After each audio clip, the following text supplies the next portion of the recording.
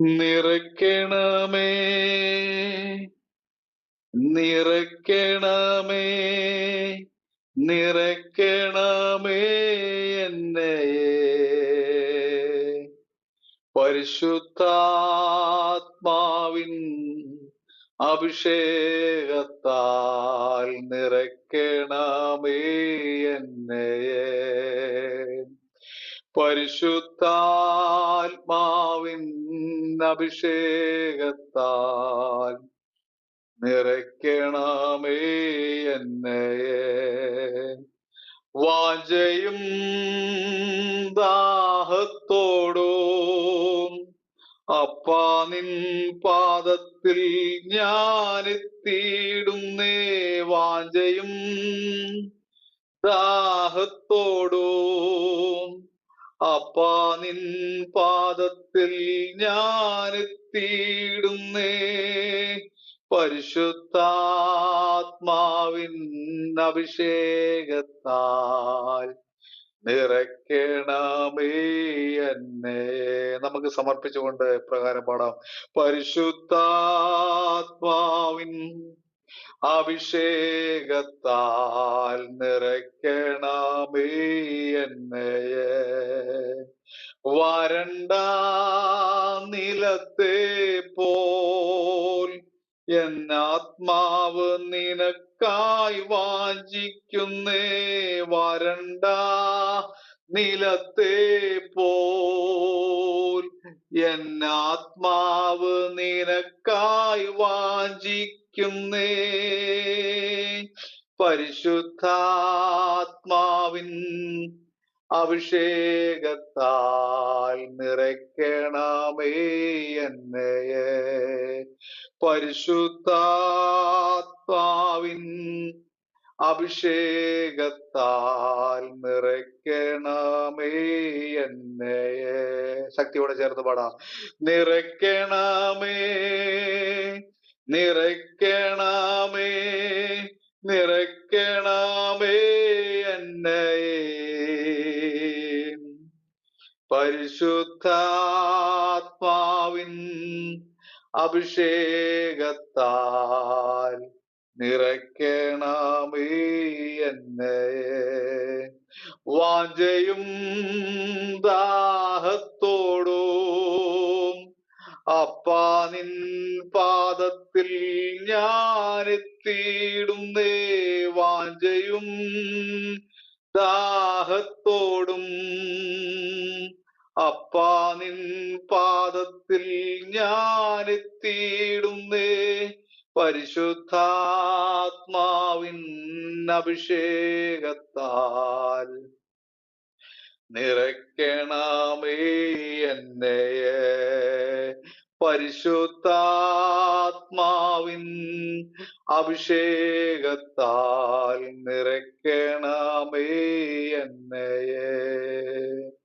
നമുക്ക് നമ്മുടെ കർത്താവിനെ സ്തുതിക്കാം.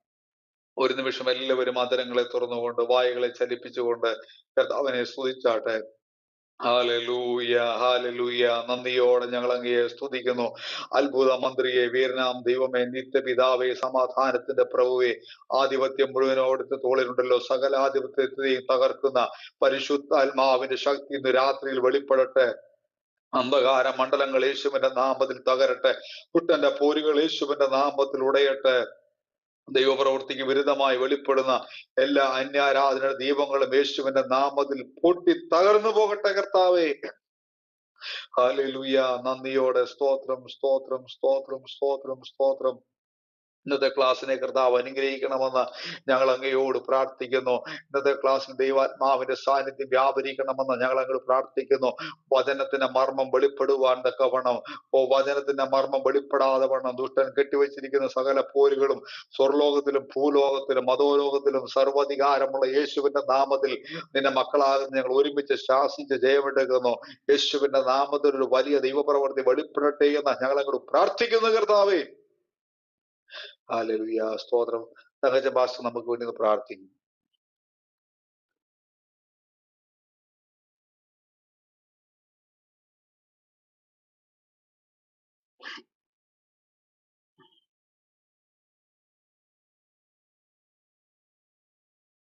ആമേൻ. സ്തോത്രം, സ്തോത്രം. ആമേൻ. സ്തോത്രം. കർത്താവ് നമ്മളെ ധാരാളമായി അനുഗ്രഹിക്കുമാറാകട്ടെ. എല്ലാവരും ക്ഷേമമായിരിക്കുന്നുവെന്ന് ഞാൻ വിചാരിക്കുന്നു.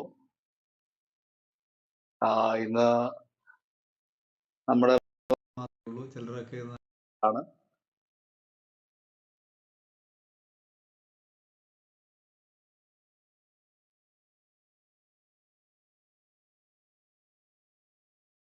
വരാത്തവർ എന്താണെന്ന് അറിയുന്നില്ല. കർത്താവ് അവരെ തക്ക സമയത്ത് കൂട്ടി വരുത്തട്ടെ. നമുക്ക് പ്രാർത്ഥിക്കാം. Praise the Lord. നമുക്ക് നമ്മുടെ ക്ലാസ്സിലേക്ക് പ്രവേശിക്കാം. കഴിഞ്ഞ ആഴ്ചയിൽ നമ്മൾ ചിന്തിച്ച ഭാഗം എന്താണെന്ന് നമുക്കറിയാമല്ലോ. ഒന്ന് ഓടിച്ചു പോകുവാനായിട്ട് ഞാൻ ചിന്തിക്കുകയാണ്. കഴിഞ്ഞ ആഴ്ചയിൽ നമ്മൾ ചിന്തിച്ചത് ആർക്കെങ്കിലും ഓർമ്മയുണ്ടോ?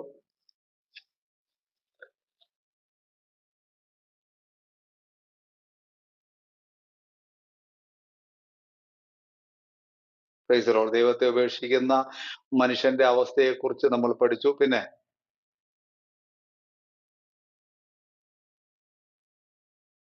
അതിനെപ്പറ്റി നമ്മൾ പഠിച്ചു. Praise the Lord. അടുത്തത് നമ്മൾ അധ്യായം 2 ചിന്തിച്ചത് പരിഷ്കൃത ജാതികളുടെ പാപവും ദൈവിക ന്യായവിധിയുടെ ചില പ്രമാണങ്ങളുമാണ് നമ്മൾ ചിന്തിച്ച് നിർത്തിയത്. പരിഷ്കൃത ജാതികളുടെ പാപവും ദൈവിക ന്യായവിധിയുടെ പ്രമാണങ്ങളുമാണ് നമ്മൾ ചിന്തിച്ച് നിർത്തിയത്. എന്താണ് പരിഷ്കൃത ജാതികളുടെ പാപം എന്ന് നമ്മൾ ചിന്തിച്ചു. അധ്യായം 2:1 വാക്യം. അതുകൊണ്ട് വിധിക്കുന്ന ഏതു മനുഷ്യനുമായുള്ളവേ നിനക്ക് പ്രതിവാദം പറവാൻ ഇല്ല. അന്യനെ വിധിക്കുന്നതിൽ നീ നിന്നെ തന്നെ കുറ്റം വിധിക്കുന്ന നീ അത് തന്നെ പ്രവർത്തിക്കുന്നുവല്ലോ. അപ്പോൾ എന്താണ് പരിഷ്കൃത ജാതിയുടെ പാപമെന്ന് കഴിഞ്ഞ ആഴ്ച നമ്മൾ ചിന്തിക്കുവാനിടയെ തീർന്നത്. എന്താണ് പരിഷ്കൃത ജാതിയുടെ പാപം?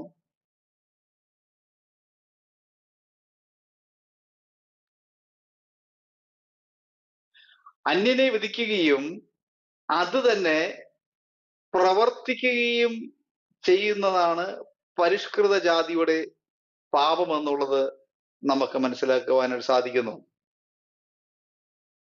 ഈ പരിഷ്കൃത ജാതി എന്ന് ഉദ്ദേശിക്കുന്നത് ഒന്നും കൂടെ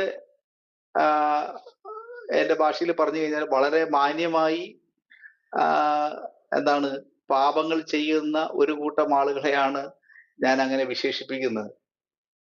നമുക്കറിയാം, there are some people who wear coat and suit, white shirts. അവര് പോകുന്നത് കണ്ടാൽ അവര് ചെയ്യുന്ന പ്രവർത്തികളൊക്കെ നമ്മൾ ചിന്തിക്കുമ്പോൾ ഒരുപക്ഷെ അവരിങ്ങനെയൊക്കെ ചെയ്യുമോ എന്ന് പോലും നമ്മൾ ഒരുപക്ഷെ ചിന്തിച്ചു പോകും. പക്ഷെ അവര് ചെയ്യുന്ന പ്രവർത്തികൾ നമ്മൾ ആലോചിക്കുമ്പോൾ വളരെയധികം മ്ലേച്ഛമായ രീതികളിലൂടെയുള്ള പ്രവർത്തികളാണ് അവർ ചെയ്തു കൂട്ടുന്നത്.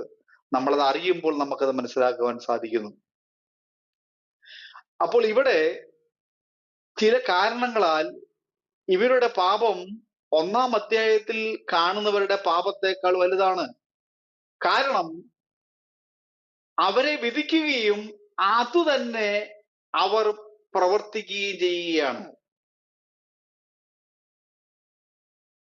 1-ാം അധ്യായത്തിൽ ന്യായവിധിയുടെ പ്രസന്റ് ടെൻസിനെ അല്ലെങ്കിൽ പ്രസന്റ് സ്വഭാവത്തെ കാണിക്കുകയാണ്. 1-ാം അധ്യായത്തിൽ ന്യായവിധിയുടെ പ്രസന്റ് സ്വഭാവം അല്ലെങ്കിൽ ഇക്കാല സ്വഭാവത്തെയും 2-ാം അധ്യായത്തിലേക്ക് നാം കടന്നു വരുമ്പോൾ വരുംകാല സ്വഭാവത്തെയുമാണ് നമുക്ക് മനസ്സിലാക്കുവാനായിട്ട് സാധിക്കുന്നത്. കഴിഞ്ഞ ആഴ്ചയിൽ നമ്മൾ ന്യായവിധിയുടെ ചില പ്രമാണങ്ങളെ പറ്റി ചിന്തിക്കുവാനിടയെ തീർന്നു. എനിക്ക് തോന്നുന്നു നിങ്ങൾക്ക് ഓർമ്മയുണ്ടെന്ന് തോന്നുന്നു. കഴിഞ്ഞ ആഴ്ച നമ്മൾ ചിന്തിച്ചതാണ് ന്യായവിധിയുടെ ചില പ്രമാണങ്ങൾ. ദൈവം അവരെ ന്യായം വിധിക്കുന്ന ചില ന്യായവിധിയുടെ ചില പ്രമാണങ്ങൾ വേഴ്സ് 2, 2-ാം അധ്യായം അതിന്റെ 2-ാം വാക്യം ഒരാൾക്ക് വായിക്കാം, ഓടിച്ച് വായിക്കാം, പെട്ടെന്ന് പോവുകയാണ്, സമയം നമ്മുടെ മുമ്പിലില്ല. ആ,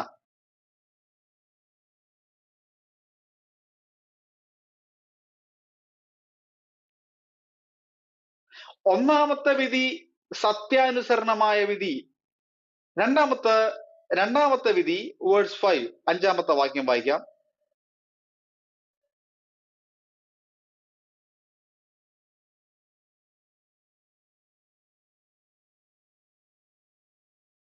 അപ്പൊ രണ്ടാമത്തെ വിധി നീതിയുള്ള വിധിയാണ്. മൂന്നാമത്തെ വിധി വേഴ്സ് 6, 6-ാമത്തെ വാക്യം. കണ്ടോ, പ്രവൃത്തിക്ക് തക്കവണ്ണമുള്ള വിധി. നാലാമത്തെ വിധി അതിന്റെ 11-ാമത്തെ വാക്യം. അപ്പോൾ നാലാമത്തെ വിധി എന്ന് പറയുന്നത് മുഖപക്ഷമില്ലാതെ വിധിക്കുന്ന ഒരു ദൈവം. അഞ്ചാമത്തത് വേഴ്സ് 12, 12-ാമത്തെ വാക്യം.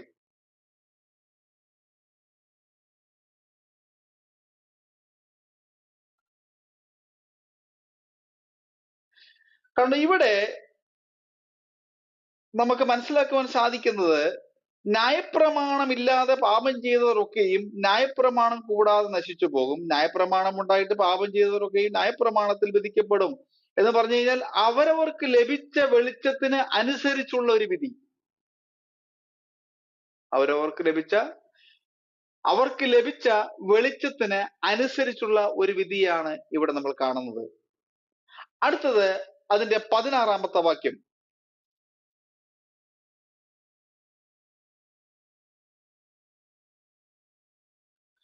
കണ്ടോ, അതിന്റെ 16-ാമത്തെ വാക്യത്തിൽ 6-ാമത്തെ വിധി വളരെ വ്യക്തമായി എഴുതിയിരിക്കുന്നു, സുവിശേഷ പ്രകാരമുള്ള വിധി. അപ്പോൾ സുവിശേഷ പ്രകാരം ദൈവം ന്യായം വിധിക്കും.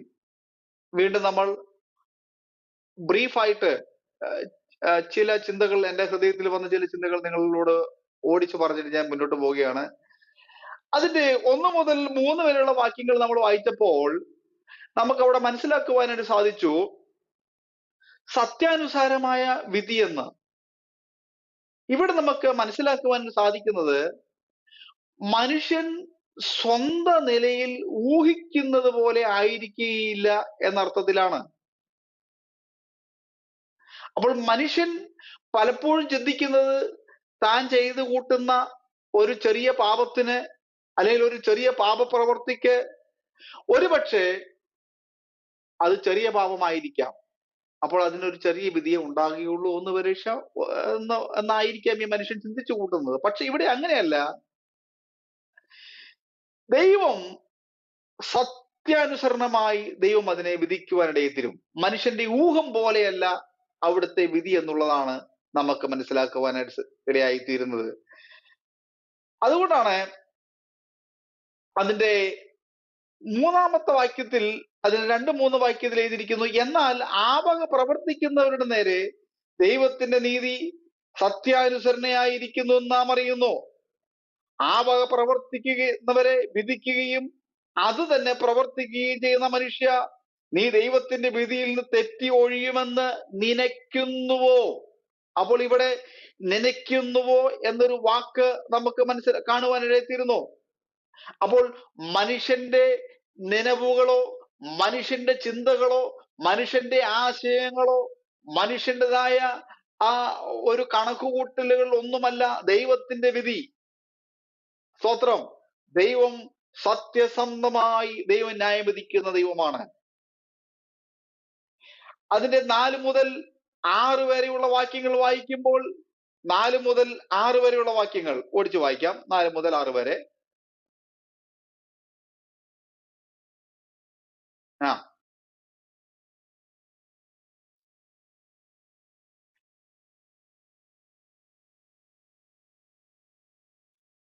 മതി. ഇവിടെ ഛർദ്ദിച്ചു വെക്കുന്നു. ഇവിടെ മനുഷ്യനോടുള്ള ബന്ധത്തിൽ വിധിക്കുന്ന ഇക്കൂട്ടർക്ക് ദൈവത്തോടുള്ള ബന്ധത്തിൽ അവർക്ക് ഒരു ദയനീയമായ ഒരു അറിവുകേടാണ് സംഭവിക്കുന്നത്. മനുഷ്യനോടുള്ള ബന്ധത്തിൽ വിധിക്കുന്ന മനുഷ്യർക്ക് ദൈവത്തോടുള്ള ബന്ധത്തിൽ അവർക്കൊരു ദയനീയമായ അറിവുകേട് സംഭവിക്കുന്നു. എന്താണത്? അവർ ദൈവത്തിന്റെ സ്വഭാവത്തെയും സ്വഭാവ ഗുണങ്ങളെ പറ്റി അവർ നിരസിക്കുന്ന ഒരു കാഴ്ച നമുക്ക് കാണുവാനായിട്ട് ഇടയായിത്തീരുന്നു. താഴത്തേക്ക് വായിച്ചാട്ടെ.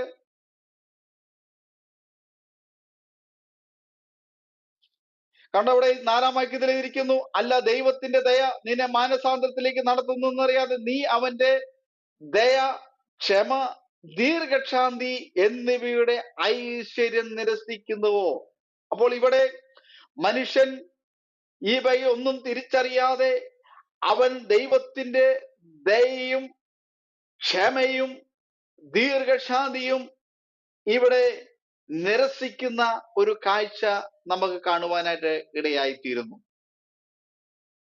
ഇവിടെ ഈ 3 വാക്കുകൾ നമുക്ക് എടുത്തു പറയുവാനായിട്ട്, ഈ 3 വാക്കും കോ റിലേറ്റഡ് ആയിട്ടുള്ള ഒരു വാക്കാണ്. ഈ 3 വാക്കും വളരെ കോ റിലേറ്റഡ് ആയിട്ടുള്ള ഒരു വാക്കായിട്ടാണ് നമുക്ക് കാണുവാൻ സാധിക്കുന്നത്. ഇവിടെ ദൈവത്തെ സംബന്ധിച്ച് ദൈവം നിരന്തരമായി ക്ഷമ കാണിക്കുന്ന ദൈവമാണ്. ദൈവം ആരാണ്? ദയവുള്ള ദൈവമാണ്. ദൈവം ക്ഷമയുള്ള ദൈവമാണ്. അപ്പോൾ തന്നെ ദീർഘക്ഷാന്തി എന്ന് ഉദ്ദേശിക്കുന്നത് ഇംഗ്ലീഷിൽ അതിന് പേഷ്യൻസ് എന്നാണ് പറയുന്നത്. ദീർഘക്ഷാന്തി, വളരെയധികം ദീർഘക്ഷാന്തി കാണിക്കുന്ന ഒരു ദൈവമാണ് നമ്മുടെ ദൈവം. സ്തോത്രം. ഇവിടെ ഒരു മനുഷ്യനെ സംബന്ധിച്ചിടത്തോളം മനുഷ്യന്റെ കണക്കുകൂട്ടലുകൾ എന്തെന്ന് ചോദിച്ചു കഴിഞ്ഞാൽ, നാം എത്ര പാപം ചെയ്താലും അത് ദൈവം എന്ത് ചെയ്യും? എന്താ ചെയ്യും? ദൈവം ക്ഷമിക്കും. So continue to be in sin, പാപത്തിൽ തന്നെ തുടർന്ന് മുന്നോട്ട് പോകുക എന്നുള്ളതാണ് ആളുകൾ ചെയ്യുന്നത്. എന്നാൽ ദൈവം അത് ആഗ്രഹിക്കുന്നില്ല. ഇവർ ദൈവത്തിന്റെ ദയയെ ഇങ്ങനെ നിരന്തരമായി നിരസിക്കുന്നതിന്റെ ഫലം എന്തായിരിക്കുമെന്നാണ് 5-ാമത്തെ വാക്യത്തിൽ എഴുതിയിരിക്കുന്നത്. ഇവർ ദൈവത്തിന്റെ ദയയെ നിരന്തരമായി നിരസിക്കുന്നതിന്റെ ഫലം, അതിന്റെ 5-ാമത്തെ വാക്യം വായിച്ചാട്ടെ. അവിടെ എഴുതിയിരിക്കുന്നു.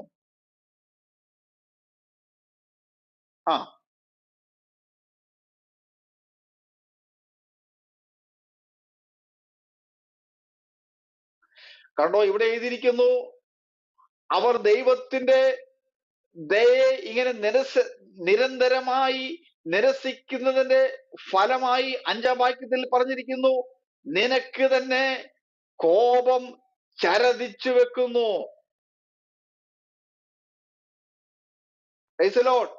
അപ്പോൾ ഈ നിരസനത്തെ കാഠിന്യമെന്നും അനുതാപമില്ലാത്ത ഹൃദയമെന്നുമാണ് ഇവിടെ പറഞ്ഞിരിക്കുന്നത്.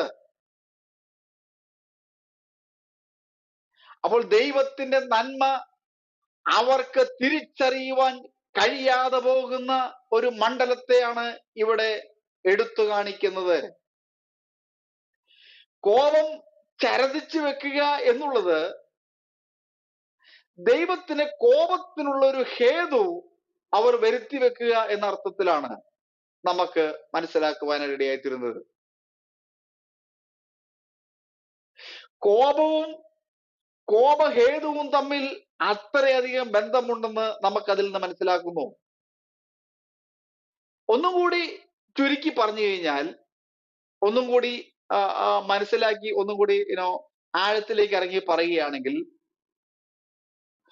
ഒരു ലുബ്ധൻ എന്ന് ഉദ്ദേശിക്കുന്നത് ഒരു പിശുക്കനാണ്. പിശുക്കൻ. ഒരു ലുബ്ധൻ സമ്പത്ത് കൂട്ടിവെക്കുന്നത് പോലെ ഒരു പാപി ദിനംതോറും മനസാ വാച കർമ്മണ ചെയ്യുന്ന പ്രവർത്തികളാൽ ദൈവത്തിന്റെ കോപത്തിന്റെ വകകൾ സംഭരിച്ചു വെക്കുക എന്നുള്ള അർത്ഥത്തിലാണ്.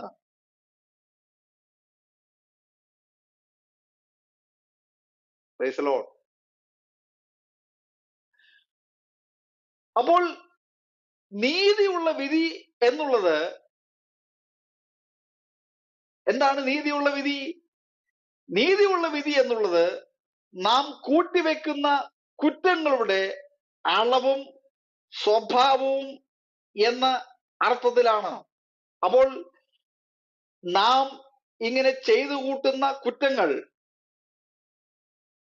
അതിൻ്റെതായിട്ടുള്ള ഫലങ്ങൾ അത് വളരെയധികം കാഠിന്യമായിരിക്കും. അപ്പോൾ ദൈവത്തെ സംബന്ധിച്ചിടത്തോളം ദൈവം നീതിയായി ന്യായം വിധിക്കുന്ന ദൈവമാണ്. അതിന്റെ 7 മുതൽ 10 വരെയുള്ള വാക്യങ്ങൾ വായിക്കുമ്പോൾ, 7 മുതൽ 10 വരെയുള്ള വാക്യങ്ങൾ ഓടിച്ചു വായിക്കാം. നല്ല പ്രവൃത്തിക്ക് വേണ്ടുന്ന സ്ഥിരത പൂണ്ട് തേജസ്സും മാനവും അക്ഷതയും അന്വേഷിക്കുന്നവർക്ക് നിത്യജീവനും, ശാഠ്യം പൂണ്ട് സത്യം അനുസരിക്കാതെ അനീതി അനുസരിക്കുന്നവർക്ക് കോപവും ക്രോധവും കൊടുക്കും. അപ്പോൾ ഇവിടെ നല്ല പ്രവൃത്തി ചെയ്യുന്നവർക്ക് രക്ഷയും ചീത്ത പ്രവൃത്തി ചെയ്യുന്നവർക്ക് ശിക്ഷയും എന്ന് നമുക്ക് തോന്നാം. Praise the Lord. എന്നാൽ യേശു ക്രിസ്തുവിൽ വിശ്വസിക്കുന്നവന്റെ ജീവിതത്തിൽ അവൻ ഒരു കാരണവശാലും ഒരു ചീത്ത പ്രവൃത്തി ചെയ്യുകയോ ഒരു അശുദ്ധമായ പ്രവൃത്തി അവന്റെ ജീവിതത്തിൽ വെളിപ്പെടുകയോ ചെയ്യുകയില്ല. ക്രിസ്തു നിന്റെ അകത്ത് വസിക്കുന്നുവെങ്കിൽ, ക്രിസ്തുവിന്റെ സാന്നിധ്യം നിന്റെ അകത്ത് വസിക്കുമ്പോൾ നിനക്കൊരിക്കലും ഒരു ചീത്ത പ്രവൃത്തി ചെയ്യുവാൻ സാധ്യമാകുകയില്ല.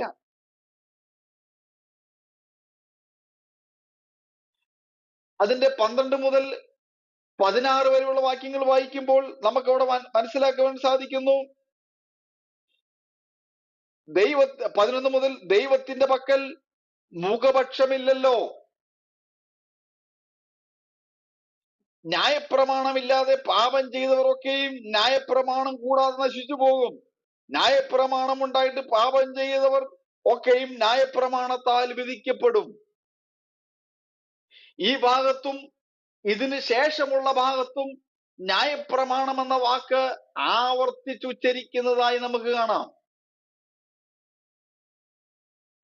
ജാതികളോടുള്ള ബന്ധത്തിലും യഹൂദനോടുള്ള ബന്ധത്തിലും ആണ് ഈ ന്യായപ്രമാണം എന്ന വാക്ക് ഇവിടെ ഉപയോഗിച്ചിട്ടുള്ളത്. ജാതികളെ സംബന്ധിച്ചും യഹൂദനെ സംബന്ധിച്ചും ഈ ഭാഗത്ത് ഒരേ ഒരു കാര്യം പറഞ്ഞിരിക്കുന്നത് നമുക്ക് വളരെ വ്യക്തമായി കാണാം. ആ 12-ാമത്തെ വാക്യം,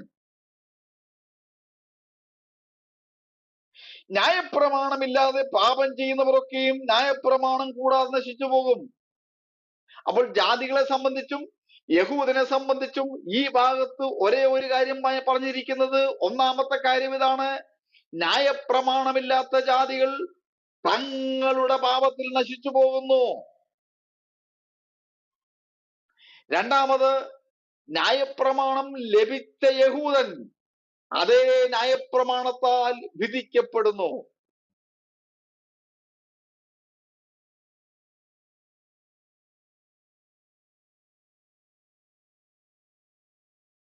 പതിമൂന്നാം വാക്യത്തിലേക്ക് നാം കടന്നു വരുമ്പോൾ, 13-ാം വാക്യം, ന്യായപ്രമാണം കേൾക്കുന്നവരല്ല ദൈവസന്നിധിയിൽ നീതിമാന്മാർ, ന്യായപ്രമാണം ആചരിക്കുന്നവരത്രേ നീതീകരിക്കപ്പെടുന്നത്. 13-ാം വാക്യത്തിൽ ന്യായപ്രമാണം ആചരിക്കുന്നവർ നീതീകരിക്കപ്പെടുമെന്ന് പറയുന്നതിന്റെ പിന്നാലെ പറയുന്ന ചില സംഭവങ്ങൾ നമുക്ക് കാണാം. ന്യായപ്രമാണം ആരെങ്കിലും ആചരിച്ചാലുള്ള കാര്യമാണ് ഇവിടെ പറയുന്നത്. ആർക്കെങ്കിലും ആചരിക്കുവാൻ കഴിയുമോ ന്യായപ്രമാണം? അത് ഇവിടെ ഒരു വിഷയമായിട്ട് നമുക്ക് കാണുന്നില്ല. പക്ഷെ 13 മുതൽ 15 വരെയുള്ള വാക്യങ്ങൾ നമ്മൾ വളരെ ഇരുത്തി ചിന്തിച്ച് പഠിക്കേണ്ട ഒരു കാര്യങ്ങളാണ്. 13 മുതൽ 15 വരെയുള്ള വാക്യങ്ങൾ വളരെ ഇരുത്തി ചിന്തിച്ച് പഠിക്കേണ്ട ഒരു കാര്യങ്ങളാണ്. ന്യായപ്രമാണം കേൾക്കുന്നവരല്ല ദൈവസന്നിധിയിൽ നീതിമാന്മാർ, ന്യായപ്രമാണം ആചരിക്കുന്നവരത്രേ നീതീകരിക്കപ്പെടുന്നത്. ന്യായപ്രമാണമില്ലാത്ത ജാതികൾ ന്യായപ്രമാണത്തിലുള്ള സ്വഭാവത്താൽ ചെയ്യുമ്പോൾ ന്യായപ്രമാണമില്ലാത്തവർ തങ്ങൾക്ക് തന്നെ ഒരു ന്യായപ്രമാണമാകുന്നു. അവരുടെ മനസ്സാക്ഷികളുടെ സാക്ഷ്യം പറഞ്ഞും അവരുടെ വിചാരങ്ങൾ തമ്മിൽ കുറ്റം ചുമത്തുകയും പ്രതിപാദിക്കുകയോ ചെയ്തും കൊണ്ടും അവർ ന്യായപ്രമാണത്തിന്റെ പ്രവൃത്തി തങ്ങളുടെ ഹൃദയത്തിൽ എഴുതിയിരിക്കുന്നതായി കാണിക്കുന്നു. 13 മുതൽ 15 വരെയുള്ള വാക്യങ്ങൾ നാം ഒരു പാരന്തസിസ് ആയിട്ട് നാം ചിന്തിക്കേണ്ടിയിരിക്കുന്നു. ഇവിടെ ന്യായപ്രമാണമില്ലാത്ത ജാതികൾ എന്നിവിടെ പറഞ്ഞിരിക്കുന്നത് ഇസ്രായേലിന് ലഭിച്ചതുപോലുള്ള എഴുതപ്പെട്ട ന്യായപ്രമാണം ലഭിക്കാത്തവർ എന്ന അർത്ഥത്തിലാണ്. ഒന്നുകൂടെ പറയാം, ന്യായപ്രമാണമില്ലാത്ത ജാതികൾ എന്ന് ഇവിടെ പറഞ്ഞിരിക്കുന്നത് ഇസ്രായേലിന് ലഭിച്ചതുപോലുള്ള എഴുതപ്പെട്ട ന്യായപ്രമാണം ലഭിക്കാത്തവർ എന്ന അർത്ഥത്തിലാണ്. ശ്രദ്ധിക്കണേ, ന്യായപ്രമാണത്തിൽ ഉള്ളത് സ്വഭാവത്താൽ ചെയ്യുമ്പോൾ എന്നുള്ളത് ഒരു പുറം ജാതിക്കാരനെ സംബന്ധിച്ചിടത്തോളം ജന്മസിദ്ധമായ വാസനയാൽ ഇസ്രായേലിന് ലഭിച്ച ന്യായപ്രമാണത്തിന്റെ സാരാംശം അറിയുന്നവനായും അതിനോടുള്ള ബന്ധമുള്ളവനായും വെളിപ്പെടുന്നു എന്ന അർത്ഥത്തിലാണ്.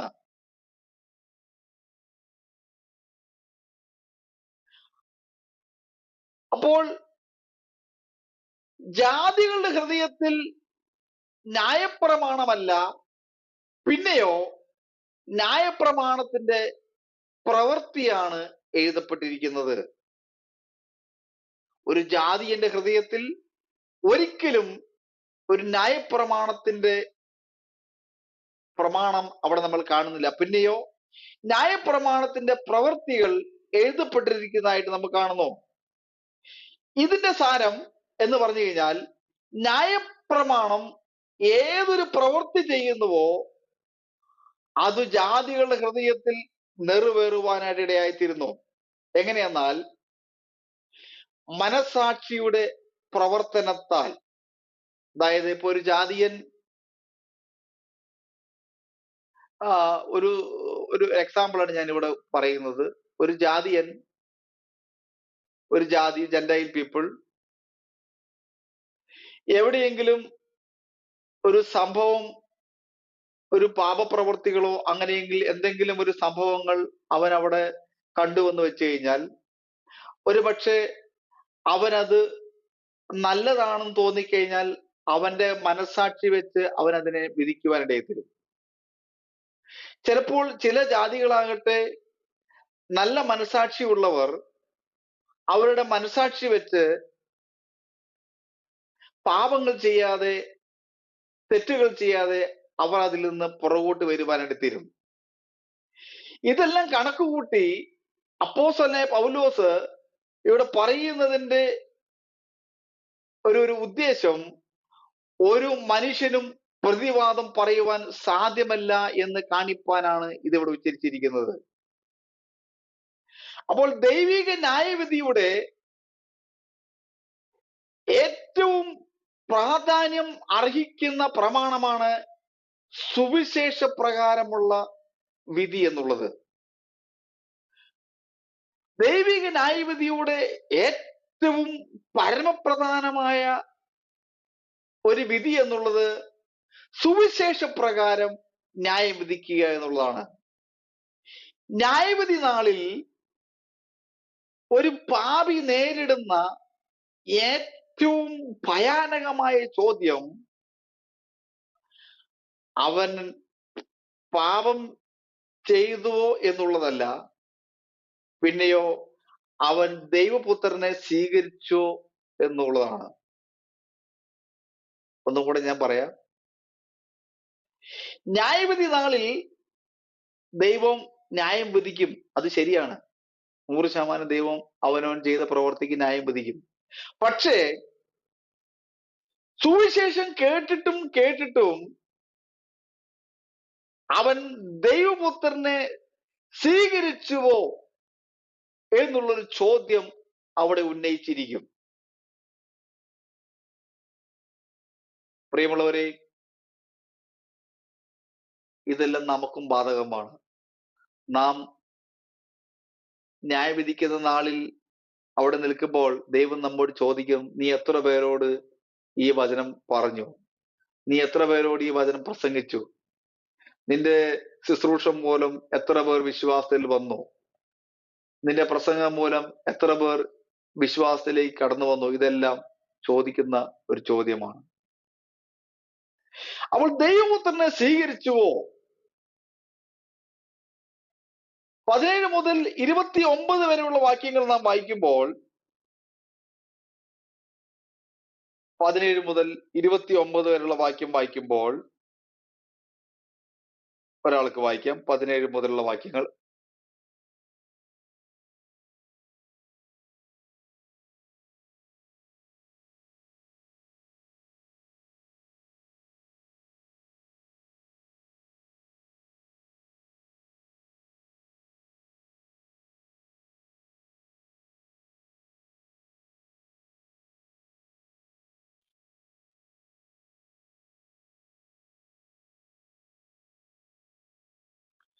മതി മതി. ഇവിടെ 17-ാം അധ്യായം 17-ാമത്തെ വാക്യം, 2-ാം അധ്യായം 17-ാമത്തെ വാക്യം, നീയോ യഹൂദൻ എന്ന പേർ കൊണ്ട് ന്യായപ്രമാണത്തിൽ ആശ്രയിച്ചും ദൈവത്തിൽ പ്രശംസിച്ചും. അപ്പോൾ ഒന്നുകൂടെ പറഞ്ഞു കഴിഞ്ഞാൽ ഇവിടെ യഹൂദന്റെ പാപത്തെയാണ് വെളിപ്പെടുത്തി കാണിക്കുന്നത്. യഹൂദന്റെ പാപത്തെയാണ് ഇവിടെ വെളിപ്പെടുത്തി കാണിക്കുന്നത്. എന്താണ് യഹൂദന്റെ പാപം എന്നുള്ളത് ഇവിടെ നമുക്ക് വായിക്കുമ്പോൾ കാണുന്നു. നീയോ യഹൂദൻ എന്ന പേരുകൊണ്ട് ന്യായപ്രമാണത്തിൽ ആശ്രയിച്ചും ദൈവത്തിൽ പ്രശംസിച്ചും ന്യായപ്രമാണത്തിൽ നിന്ന് പഠിക്കുകയാൽ അവന്റെ ഇഷ്ടമറിഞ്ഞും. അപ്പോൾ യഹൂദന്റെ പാപം എന്ന് പറയുന്നത് അവന്റെ മതഭക്തിയിൽ മറഞ്ഞു നിന്നുകൊണ്ട് ചെയ്യുന്ന പാപമാണ് യഹൂദന്റെ പാപം.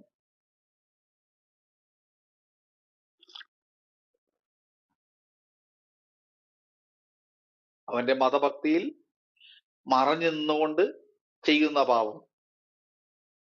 17 മുതൽ 24 വരെയുള്ള വാക്യങ്ങൾ വായിക്കുമ്പോൾ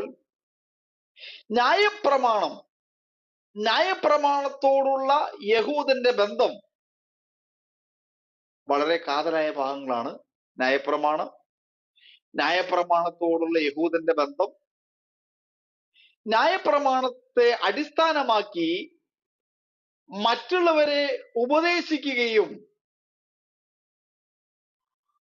അവയുടെ കൽപ്പനകളെ ലംഘിക്കുകയും ചെയ്യുന്നു.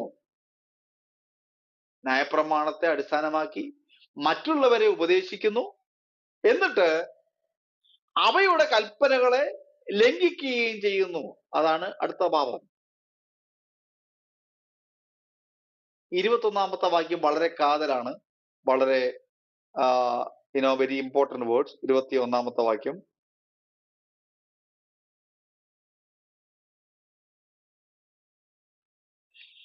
അന്യനെ ഉപദേശിക്കുന്നവനെ നീ നിന്നെ തന്നെ ഉപദേശിക്കാത്തത് എന്ത്? മോഷ്ടിക്കരുത് എന്ന് പ്രസംഗിക്കുന്ന നീ മോഷ്ടിക്കുന്നുവോ? അപ്പോൾ 17 മുതൽ 20 വരെയുള്ള വാക്യങ്ങൾ വായിക്കുമ്പോൾ ഒരു യഹൂദൻ മുറുകെ പിടിച്ചിരിക്കുന്ന ചില വ്യർത്ഥമായ കാര്യങ്ങളുണ്ട്. ഒരു യഹൂദൻ മുറുകെ പിടിച്ചിരിക്കുന്ന ചില വ്യർത്ഥമായ കാര്യങ്ങൾ നിങ്ങൾക്ക് നോട്ട് ചെയ്യാം. ഒരു യഹൂദൻ മുറുകെ പിടിച്ചിരിക്കുന്ന ചില വ്യർത്ഥമായ കാര്യങ്ങൾ.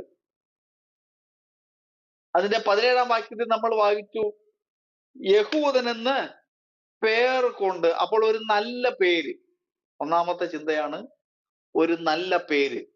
യഹൂദൻ എന്നുള്ളത് ഒരു നല്ല പേര്.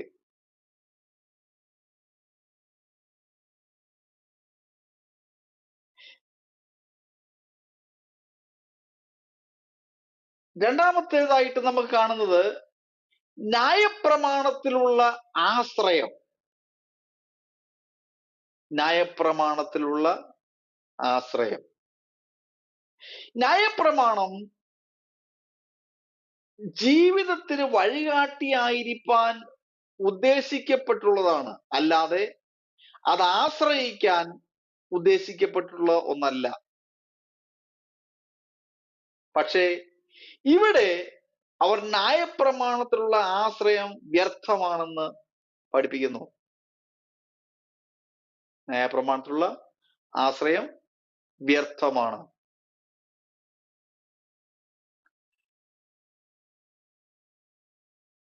മൂന്ന്, ദൈവത്തിലുള്ള പ്രശംസ.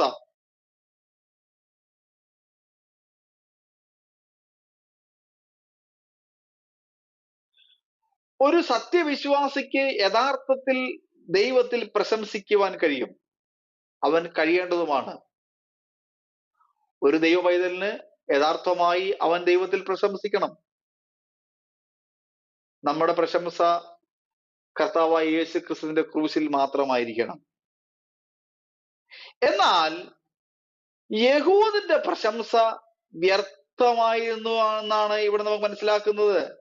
അവൻ പുറമെ ദൈവത്തിൽ പ്രശംസിക്കുകയും അവന്റെ രഹസ്യ ജീവിതത്തിൽ ദൈവത്തിന്റെ കൽപ്പനകളെ ലംഘിക്കുകയും ചെയ്യുന്നു. അവൻ പുറമെ ദൈവത്തിൽ പ്രശംസിക്കുന്നു എന്ന് പറഞ്ഞു കഴിഞ്ഞാൽ അവന് സമയാസമയം എല്ലാ സംഭവങ്ങളും അവന്റെ മുമ്പിലുണ്ട്. പാട്ടിന് പാട്ടുണ്ട്, കീർത്തനത്തിന് കീർത്തനമുണ്ട്, എല്ലാ സംഭവങ്ങളുമുണ്ട്. പക്ഷേ അവന്റെ രഹസ്യ ജീവിതത്തിൽ അവൻ തന്റെ കൽപ്പനകളെ, ദൈവിക കൽപ്പനകളെ ലംഘിക്കുകയാണ്.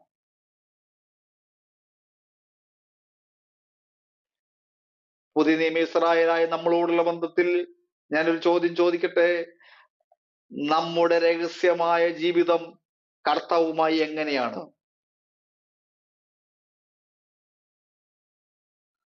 നമുക്ക് നമ്മളെ തന്നെ ഒന്ന് ശോധന ചെയ്യാം. ആരും ആരുടെയും കയ്യിൽ വെച്ച് ദൂത് പറയേണ്ട ആവശ്യമൊന്നുമില്ല. ഈ ദൈവത്തിന്റെ വചനം സാക്ഷാൽ ഒരു കണ്ണാടിയാണ്. ഇത് നമ്മുടെ ജീവിതത്തെ നമ്മുടെ മുമ്പിൽ കൃത്യമായി ചൂണ്ടിക്കാണിക്കുന്ന ഒരു കണ്ണാടിയാണ്. സ്തോത്രം. നാം നമ്മുടെ രഹസ്യ ജീവിതത്തിൽ ദൈവിക ആലോചനകളെ പാലിക്കുന്നവനാണോ? ദൈവിക വചനത്തിന്റെ മർമ്മങ്ങളെ നാം പാലിക്കുന്നവനാണോ എന്ന് നമുക്ക് നമ്മളെ തന്നെ ശോധന ചെയ്യാം. യഹൂദനെ സംബന്ധിച്ചിടത്തോളം ന്യായപ്രമാണത്തിൽ നിന്ന് പഠിക്കുകയാൽ അവന്റെ ജീവിതത്തിൽ ലഭിച്ചുവെന്ന് കരുതുന്ന ചില കാര്യങ്ങളുണ്ട്. ഒരു യഹൂദനെ സംബന്ധിച്ചിടത്തോളം അവൻ ന്യായപ്രമാണത്തിൽ നിന്ന് പഠിക്കുകയാൽ അവന് തനിക്ക് ലഭിച്ചു എന്ന് താൻ കരുതുന്ന ചില കാര്യങ്ങൾ. ഒന്ന്, അവന്റെ ഇഷ്ടമറിയുക. രണ്ട്, ഭേദാഭേദങ്ങളെ വിവേചിക്കുക. അതായത് ഏറ്റവും നല്ലത് ഏതെന്ന് തിരിച്ചറിയുവാനുള്ള ഒരു കഴിവാണ് ഭേദാഭേദങ്ങളെ വിവേചിക്കുക എന്നുള്ളതിന്റെ അർത്ഥം. മൂന്ന്, ജ്ഞാനത്തിന്റെയും സത്യത്തിന്റെയും സ്വരൂപം ലഭിക്കുക. ഇതിന്റെ അടിസ്ഥാനത്തിൽ ഈ മുകളിൽ പറഞ്ഞ ചില കാര്യത്തിന്റെ അടിസ്ഥാനത്തിൽ യഹൂദിന്റെ ജീവിതത്തിൽ അവന് ചില ഉറപ്പുണ്ടാകുന്നുണ്ട്. എന്താണ് ഉറപ്പ് എന്നുള്ളത്? നമുക്ക് 20-ാമത്തെ വാക്യം വായിക്കാം. ഒരാൾക്ക് വായിക്കാം 20-ാമത്തെ വാക്യം. യഹൂദിനുണ്ടാകുന്ന ഉറപ്പ്.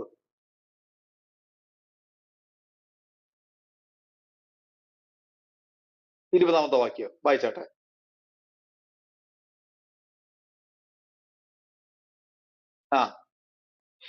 ഇവിടെ എഴുതിയിരിക്കുന്നു, നീ കുരുടർക്ക് വഴി കാട്ടുന്നവൻ, ഇരുട്ടുള്ളവർക്ക് വെളിച്ചം, മൂഢരെ പഠിപ്പിക്കുന്നവൻ, ശിശുക്കൾക്ക് ഉപദേഷ്ടാവ് എന്ന്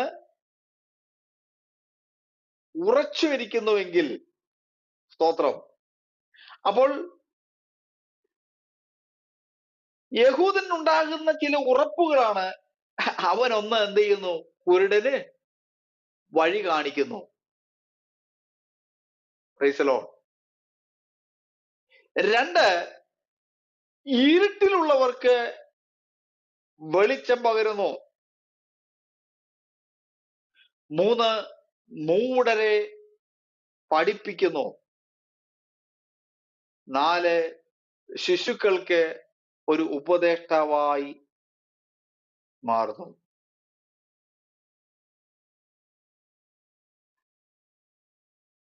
അപ്പോൾ ന്യായപ്രമാണത്തിന്റെ അടിസ്ഥാനത്തിൽ യഹൂദന്റെ ജീവിതത്തിൽ അവനുണ്ടാകുന്ന ചില ഉറപ്പെന്താണ്? അവൻ ഈ ന്യായപ്രമാണം കുരുടർക്ക് വഴികാട്ടുന്നു,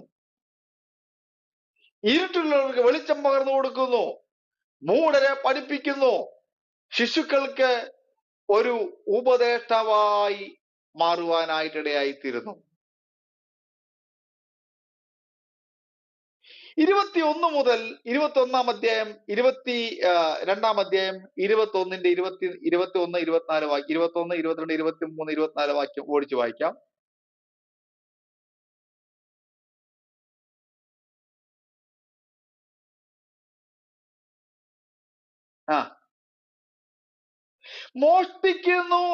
മോഷ്ടിക്കരുത് എന്ന് പ്രസംഗിക്കുന്ന നീ മോഷ്ടിക്കുന്നുവോ? വ്യഭിചാരം ചെയ്യരുത് എന്ന് പറയുന്ന നീ വ്യഭിചാരം ചെയ്യുന്നുവോ? വിഗ്രഹങ്ങളെ വെറുക്കുന്ന നീ ക്ഷേത്രം കവർച്ച ചെയ്യുന്നുവോ? ന്യായപ്രമാണത്തിൽ പ്രശംസിക്കുന്ന നീ ന്യായപ്രമാണത്താൽ ദൈവത്തെ അപമാനിക്കുന്നുവോ? നിങ്ങൾ നിമിത്തം ദൈവത്തിന്റെ നാമം ജാതികളുടെ ഇടയിൽ ദുഷിക്കപ്പെടുന്നുവെന്ന് എഴുതിയിരിക്കുന്നുവല്ലോ. ഇവിടെ യഥാർത്ഥമായി പറയുകയാണെങ്കിൽ യഹൂദന്റെ ഒരു യഥാർത്ഥ സ്ഥിതിയെ ഇവിടെ വിവരിച്ചു കാണിക്കുകയാണ്. 21 മുതൽ 24 വരെയുള്ള വാക്യങ്ങൾ യഥാർത്ഥമായി യഹൂദന്റെ ഒരു സ്ഥിതിയെ വിവരിച്ചു കാണിക്കുന്നു. 1, അവൻ സ്വയം ഉപദേശിക്കുന്നില്ല. എന്താണ്? സ്വയം ഉപദേശിക്കുന്നില്ല. 2, തന്റെ പ്രസംഗത്തിന് വിപരീതമായി അവൻ പ്രവർത്തിക്കുന്നു. 1, അവൻ സ്വയം ഉപദേശിക്കുന്നില്ല. 2, തന്റെ പ്രസംഗത്തിന് വിപരീതമായി അവൻ പ്രവർത്തിക്കുന്നു. 3, താൻ പറയുന്നതിന് വിപരീതമായി അവൻ പ്രവർത്തിക്കുന്നു. അവൻ പറയുന്നതിന് വിപരീതമായി പ്രവർത്തിക്കുന്നു. 4, വിഗ്രഹങ്ങളോടുള്ള വെറുപ്പിന്റെ പേരിൽ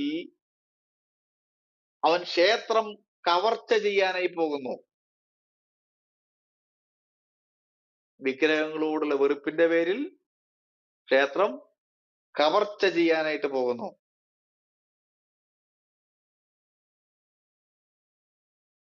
5-മതായി നമുക്ക് കാണുന്നത് ബാഹ്യമായ ന്യായപ്രമാണത്തിൽ പ്രശംസിക്കുകയും ജീവിതത്തിൽ അത് ലംഘിച്ച് ദൈവത്തെ അപമാനിക്കുകയും ചെയ്യുന്നു. ബാഹ്യമായ ന്യായപ്രമാണത്തിൽ അവൻ വളരെയധികം പ്രശംസിക്കുന്നു. എന്നിട്ട് അവന്റെ വ്യക്തിപരമായ ജീവിതത്തിൽ അവൻ അത് ലംഘിച്ചിട്ട് ദൈവത്തെ അപമാനിക്കുകയും ചെയ്യുന്നു. സ്തോത്രം. അതുകൊണ്ടാണ് ഈ വാക്യം 21 മുതൽ 24 വരെ വായിക്കുമ്പോൾ യഹൂദന്റെ നിജസ്ഥിതിയെ, യഥാർത്ഥമായ സ്ഥിതിയെ ഇവിടെ നമുക്ക് വിവരിച്ചു കാണിക്കുന്നത്. അന്യനെ ഉപദേശിക്കുന്നുവോ? നീ നിന്നെ തന്നെ ഉപദേശിക്കാത്തത്.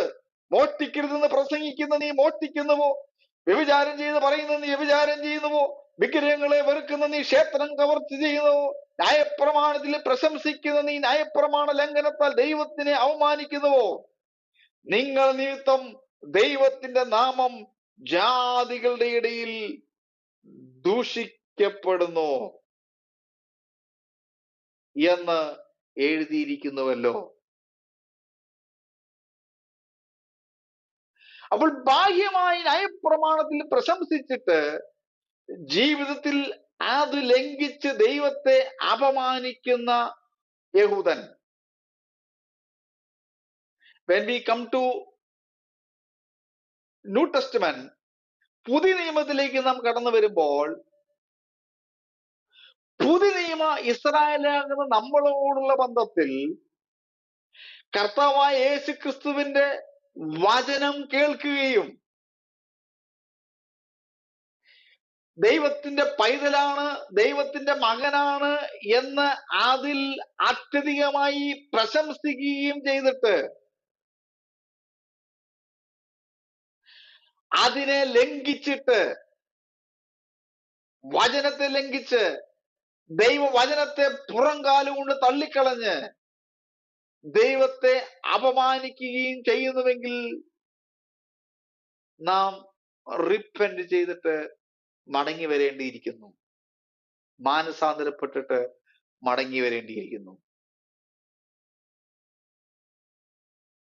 സ്തോത്രം. അതിന്റെ 25 മുതൽ 29 വരെയുള്ള വാക്യങ്ങൾ ഓടിച്ചു വായിക്കാം. 20 ആ ആ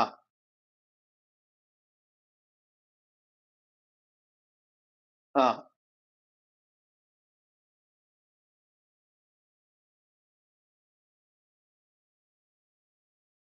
ആ ആ ആ ആ പ്രൈസ് ദി ലോർഡ്. ഇവിടെ എഴുതിയിരിക്കുന്നു, അക്ഷരത്തിലല്ല ആത്മാവിലുള്ള ഹൃദയ പരിച്ഛേദനയത്രേ പരിച്ഛേദന. അപ്പോൾ 25 മുതൽ 29 വരെയുള്ള വാക്യങ്ങൾ പരിച്ഛേദനയെ പറ്റിയാണ് നമുക്ക് മനസ്സിലാക്കുവാനായിട്ട് ഇടയായിത്തീരുന്നത്. 25 മുതൽ 29 വരെയുള്ള വാക്യങ്ങൾ പരിച്ഛേദനയെ പറ്റി ഇവിടെ നമുക്ക് കാണുവാനിടയായിത്തീർന്നു. യഹൂദിനെ സംബന്ധിച്ചിടത്തോളം ന്യായപ്രമാണം കൂടാതെ യഹൂദിനെ പ്രശംസിപ്പാൻ മറ്റൊരു വിഷയമുണ്ട്. എന്താണ്? പരിച്ഛേദന. ന്യായപ്രമാണം മാത്രമല്ല അവന് പ്രശംസിപ്പാനുള്ളത്, പരിച്ഛേദന എന്ന ഈ വിഷയത്തിലും യഹൂദൻ പ്രശംസിപ്പാനുണ്ട്.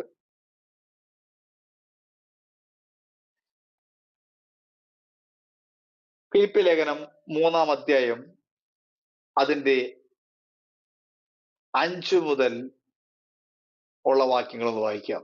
ഫിലിപ്പി ലേഖനം 3-ാം അധ്യായം ആ ആ ആ ആ ആ ഉം ഉം ഉം പ്രൈസ് ദി ലോർഡ്. ഇവിടെ അപ്പോസ്തലനായ പൗലോസ് വളരെ കൃത്യമായി പറയുന്നത് നമുക്ക് കാണുവാനായിട്ട് ഇടയായിത്തീരുന്നു.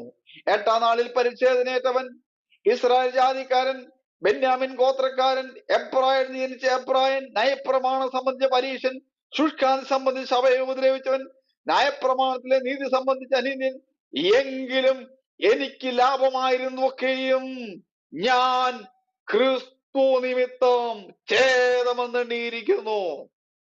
അപ്പോൾ ഒരു യഹൂദനെ സംബന്ധിച്ചിടത്തോളം അവൻ ഏറ്റവും വലിയ സംഭവമാണ് പരിച്ഛേദന എന്നുള്ളത്.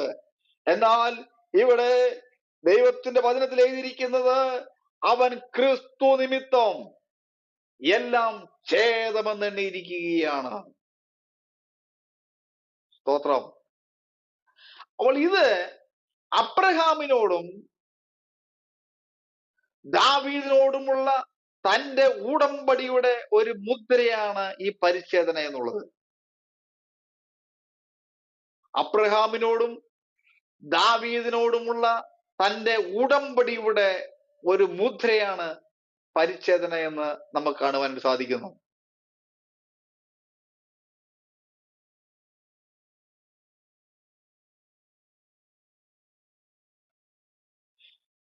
നാം ഈ പരിച്ഛേദനയെ പറ്റി നോക്കുമ്പോൾ ഇത് പഴയ നിയമത്തിൽ വളരെയധികം പ്രാബല്യമായ ഒരു സംഭവമാണ്, ഒരു ഒരു പ്രായോജനമായ ഒരു സംഭവമാണ്. എന്നാൽ ഈ പ്രയോജനം ന്യായപ്രമാണം അനുസരിക്കുന്നവർക്ക് മാത്രമേ അനുഭവിക്കപ്പെടുകയുള്ളൂ. എന്നാൽ പുതിയ നിയമത്തിലേക്ക് നാം കടന്നു വരുമ്പോൾ ഇങ്ങനെ ഒരു ന്യായപ്രമാണത്തിന്റെ ആവശ്യം നമുക്ക് കാണുവാനായിട്ട് ഇടയായിത്തീരുന്നില്ല. സ്തോത്രം. പഴയ നിയമത്തിൽ ഇത് പ്രാവർത്തികമായിരുന്നു, ഇത് അനുസരിക്കണമായിരുന്നു. അപ്പോസ്തലനായ പൗലോസ് പറയുന്നു, ഇതൊക്കെയും തന്നെ ഞാൻ ക്രിസ്തു നിമിത്തം എന്ത് ചെയ്തു? ഛേദമെന്ന് എണ്ണിയിരിക്കുന്നു. അപ്പോൾ ക്രിസ്തു ഒരുവന്റെ അകത്ത് യഥാർത്ഥമായി വസിക്കുന്നുവെങ്കിൽ അവന് ഈ ഈ ന്യായപ്രമാണത്തിൽ ആശ്രയിക്കേണ്ട, അല്ലെങ്കിൽ ഈ ന്യായപ്രമാണം അനുസരിക്കേണ്ട ആവശ്യം വരുന്നില്ല, ഇത് അനുഷ്ഠിക്കേണ്ട ആവശ്യം വരുന്നില്ല. 26 വാക്യത്തിൽ എഴുതിയിരിക്കുന്നു, 26,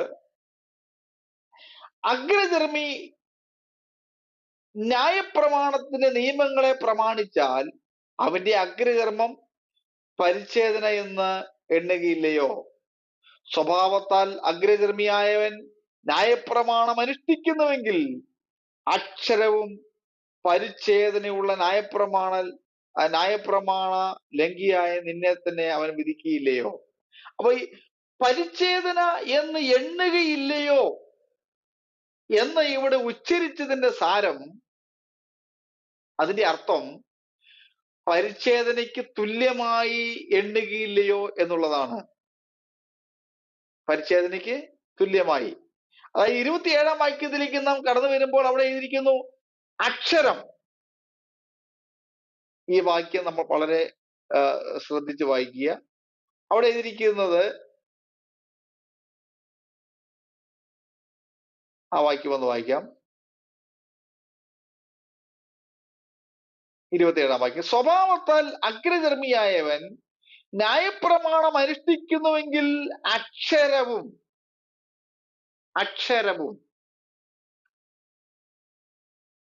ഈ അക്ഷരം എന്ന് ഉദ്ദേശിക്കുന്നത് ബാഹ്യമായ അനുഷ്ഠാനത്തിനുള്ള ഒരു കൽപ്പനയാണ്.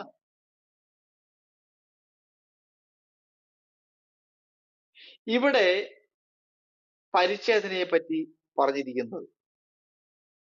Praise the Lord. അപ്പോൾ ബാഹ്യമായിട്ടുള്ള അനുഷ്ഠാനങ്ങളുടെ ഒരു കൽപ്പനയായിട്ടാണ് ഇവിടെ ഇത് അപ്പോസ്തലനായ പൗലോസ് പറയുന്നത്. സ്വഭാവത്താൽ അഗ്രചർമ്മിയാവൻ ന്യായപ്രമാണം അനുഷ്ഠിക്കുന്നുവെങ്കിൽ അക്ഷരവും പരിച്ഛേദനയായുമുള്ള ന്യായപ്രമാണമെങ്കിൽ നിന്നെ തന്നെ അവൻ വിധിക്കുകയില്ലയോ? അപ്പോൾ അക്ഷരം എന്ന് ഉദ്ദേശിക്കുന്നത് ബാഹ്യാനുഷ്ഠാനത്തിനുള്ള കൽപ്പന. ഇവിടെ ഇത് പരിച്ഛേദന ചെയ്യുവാനുള്ള കൽപ്പനയെ പറ്റിയാണ് ഇത് പറഞ്ഞിരിക്കുന്നത്. 28 വാക്യത്തിൽ, പുറമെ യഹൂദനായവൻ യഹൂദനല്ല, പുറമെ ജഡത്താലുള്ളത് പരിച്ഛേദനയല്ല, അകമേ യഹൂദനായവനത്രേ യഹൂദൻ. അക്ഷരത്തിലല്ല, ആത്മാവിലുള്ള ഹൃദയ പരിച്ഛേദന അത്രേ യഥാർത്ഥമായ പരിച്ഛേദന. Praise the Lord.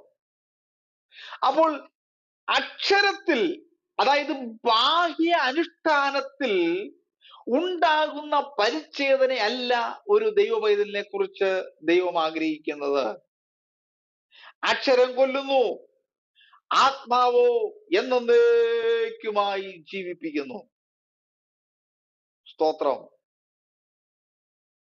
അകമേ യഹൂദനായവനത്ര യഹൂദൻ, അക്ഷരത്തിലല്ല ആത്മാവിലുള്ള ഹൃദയ പരിച്ഛേദന അത്രേ പരിച്ഛേദന. അവന് മനുഷ്യരാലല്ല ദൈവത്താൽ തന്നെ പുകഴ്ച ലഭിക്കും. അപ്പോൾ ബാഹ്യ അനുഷ്ഠാനങ്ങൾ കൊണ്ടും പരിച്ഛേദന ഏറ്റത് കൊണ്ടുമൊന്നും ന്യായപ്രമാണം ആചരിച്ചത് കൊണ്ടൊന്നും ദൈവരാജ്യത്തിലേക്ക് പ്രവേശിക്കുവാൻ കഴിയുകയില്ല. യഥാർത്ഥമായി കർത്താവായ യേശു ക്രിസ്തുവിനെ ഹൃദയം കൊണ്ട് വിശ്വസിക്കുകയും വായ് കൊണ്ട് ഏറ്റുപറയുകയും ചെയ്താൽ നീ രക്ഷിക്കപ്പെടുമെന്ന് റോമാലേഖനത്തിലേക്ക് വരുമ്പോൾ നമുക്ക് വായിക്കുവാനായിട്ടിടയായിത്തീരുന്നു.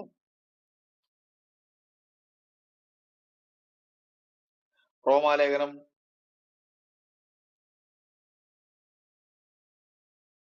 അതിന്റെ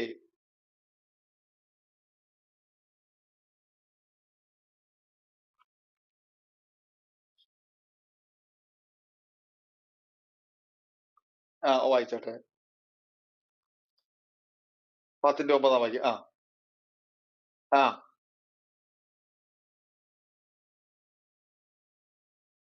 അപ്പൊ ദൈവം അവനെ മരിച്ചവരിൽ നിന്ന് ഉയർത്തെഴുന്നേൽപ്പിക്കുകയും ചെയ്താൽ നീ എന്ത് ചെയ്യും? രക്ഷിക്കപ്പെടും. അങ്ങനെ രക്ഷിക്കപ്പെടുന്ന നീ മർക്കോസ് 16:16 മർക്കോസ് 16:16 അങ്ങനെ രക്ഷിക്കപ്പെടുന്ന നീ മർക്കോസ് 16:16 വിശ്വസിക്കുകയും സ്നാനമേൽക്കുകയും ചെയ്യുന്നവൻ നീ എന്ത് ചെയ്യും? രക്ഷിക്കപ്പെടും. വിശ്വസിക്കാത്തവൻ നിത്യമായ ശിക്ഷാവധിയിലകപ്പെടും. നമുക്കറിയാം ഈ ഒരു വാക്യങ്ങൾ POC ബൈബിളിലേക്ക് നാം കടന്നു പോകുമ്പോൾ അവിടെ ബ്രാക്കറ്റിലാണ് ബ്രാക്കറ്റുകൾ നമുക്ക് കാണുവാനായിട്ട് സാധിക്കുന്നുണ്ട്. അപ്പോൾ ചില ആളുകൾ പഠിപ്പിക്കുന്നത് അതവിടെ ആഡ് ചെയ്തതാണെന്നാണ്. ഒരിക്കലുമല്ല. മർക്കോസിന്റെ സുവിശേഷം 16-ാം അധ്യായത്തിന്റെ 16-ാമത്തെ വാക്യം ഒരു കാരണവശാലും ആഡ് ചെയ്യപ്പെട്ടതല്ല.